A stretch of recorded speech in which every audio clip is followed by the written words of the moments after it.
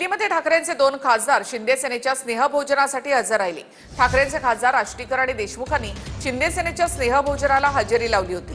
स्नेहभोजनाला हजेरी लावल्यामुळे फुटीच्या चर्चांना उधाण आलं। तर जेवायला गेल्यास गैर काय अशी प्रतिक्रिया आष्टीकर यांनी दिली। दिल्लीमध्ये शिंदेच्या शिवसेनेची डिनर डिप्लोमसी झाली आहे। या डिनर डिप्लोमसीला ठाकरेंच्या शिवसेनेच्या दोन खासदारांनी उपस्थिती लावल्यानं राजकीय वर्तुळात खळबळ माजली आहे। केंद्रीय मंत्री प्रतापराव जाधवांनी ही डिनर डिप्लोमसी आयोजित केली होती।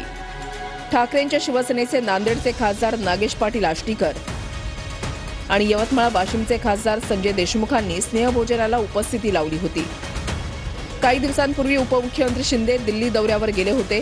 त्यानंतर ऑपरेशन टायगरची चर्चा सुरू झाली होती। आता स्नेहभोजनामुळे पुन्हा ऑपरेशन टायगर सुरू आहे का अशा चर्चांना राजकीय वर्तुळात सुरुवात झाली आहे। तर कुणी जेवायला बोलावलं तर जाण्यात गैर काय असा सवाल नागेश आष्टीकरांनी केलाय। जेवढे खासदार आहेत त्याला सगळ्याला त्यांनी आग्रहाची विनंती केली होती की काल या जेवायला म्हणून। वेळ होता, संध्याकाळचा टाइम होता आणि मला नाही वाटत त्याच्यात काही गैर की बाबा असं कुणाच्या घरी आमंत्रण दिल्याच्या नंतर जाऊ नये किंवा असं काय। पण बाकी काही चर्चा नाही, काही नाही।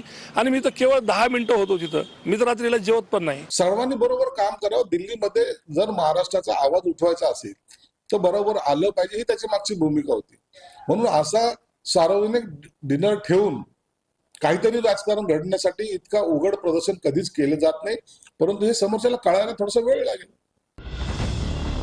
दिल्लीमध्ये ठाकरेंचे खासदार शिंदेच्या शिवसेनेच्या स्नेहभोजनाच्या कार्यक्रमाला गेले असतानाच ठाकरेंचे आणखीन एक खासदार संजय जाधवांनी केंद्रीय गृहमंत्र्यांची भेट घेतली आहे।